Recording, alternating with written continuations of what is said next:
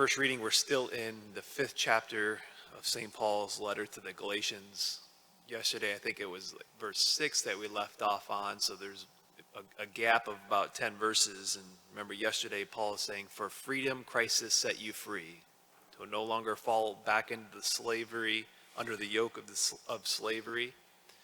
And so really those 10 verses that we didn't hear from yesterday today, Paul's talking about what the point of freedom is. The end goal of freedom is love.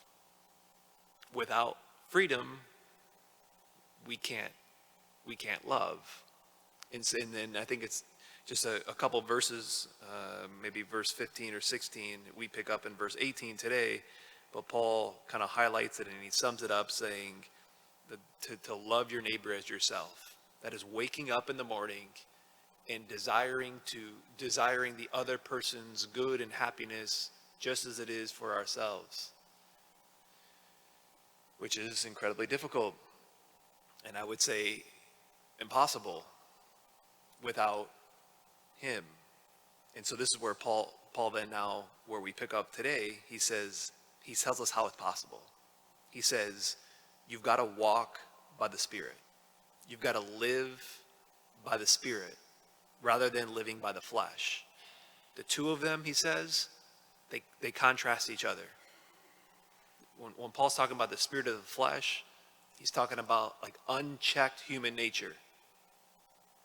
And unchecked human nature, what do you get? What are the works of the flesh? Immorality, impurity, licentiousness, idolatry, hatreds, rivalry, jealousy, outbursts of anger, acts of selfishness. Notice how the majority of these things all relate, how we relate to the other. In not good ways.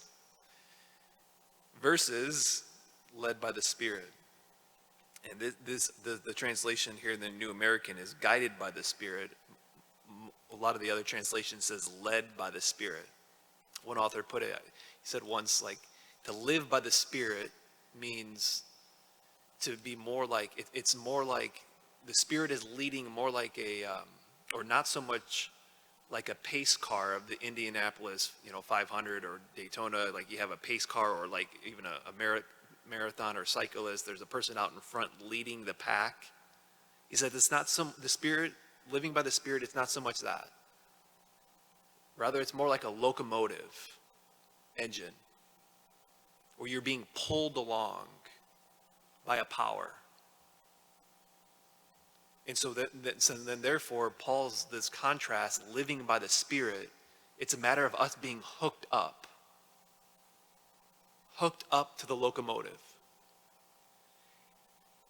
And then Paul mentions the fruits of the Spirit. In contrast, the fruit of the Spirit is love, joy, patience, peace, patience, kindness, generosity, faithfulness, gentleness, etc. But notice the emphasis here is the fruits of the Spirit. Again, the emphasis is on like he bears the fruit. The Spirit bears the fruit. It's not like it's his power. It's the locomotive. And Paul's probably getting that image, the Spirit bearing the fruit. He's probably getting that from Jesus in John 15. John 15 is the vine and the branches, right? Verse 4, he who abides in me and I in him bears much fruit. Apart from me, you ain't bearing any fruit. He who abides in me and I in him bears much fruit. So I'm just like, it's becoming more and more clear to me and obvious to me when I'm not hooked up. Oh, let me look at the fruits there of the Spirit. The question for us today, like, okay, am I hooked up to the locomotive? All right, it's like, all right, here, and here, I'm not hooked up.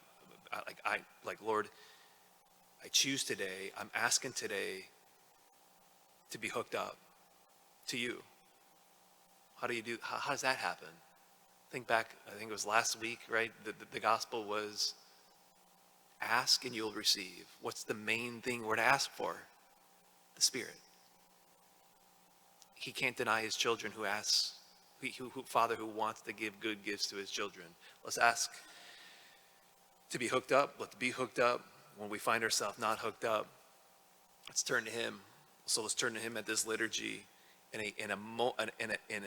as beggars in our poverty, saying, Lord, all those things, my human nature unchecked, it's all of those things. That's where I veer to.